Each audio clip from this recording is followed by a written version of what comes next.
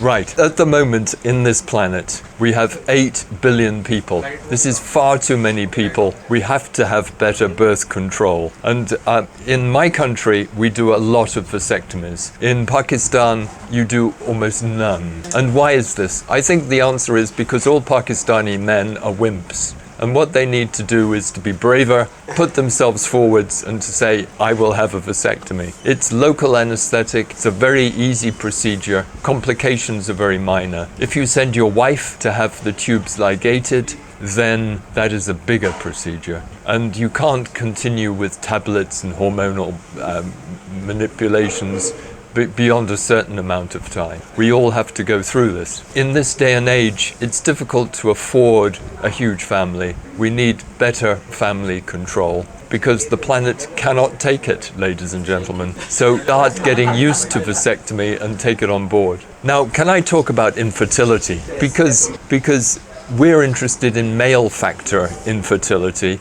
The most common cause in male factor infertility is lack of reduced production of sperm. But a very important part is the obstructed infertility. So this might be somebody with complete, what we call azoospermia, no sperm at all, and you examine them and you find they've got no vas. You feel the epididymis and you find that the epididymis is truncated, just a little nubbin. And the way forwards is sperm retrieval by percutaneous aspiration, which is very easy to do, and then ICSI, intracytoplasmic sperm injection, in a special lab. A very important, very rewarding part of andrology, and something which I find very easy to do under local anesthetic. Do have problems with fertility, and so why am I promoting treatment of infertility when there are too many people on the planet? Well, I think having children is the most wonderful gift that God can give you, but let's all be very, very responsible in the numbers of children we have.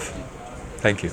What is the method and techniques to treat the infertility? Right. Well, I was talking about the aspiration technique.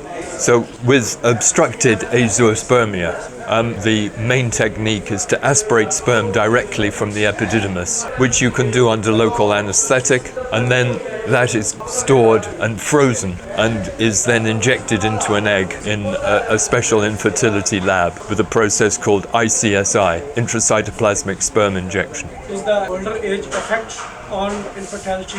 Oh yes, age it has an effect on infertility. The male and female, more so with female. We know that after the age of 50, spontaneous pregnancy is extremely rare, but it's still possible with infertility techniques.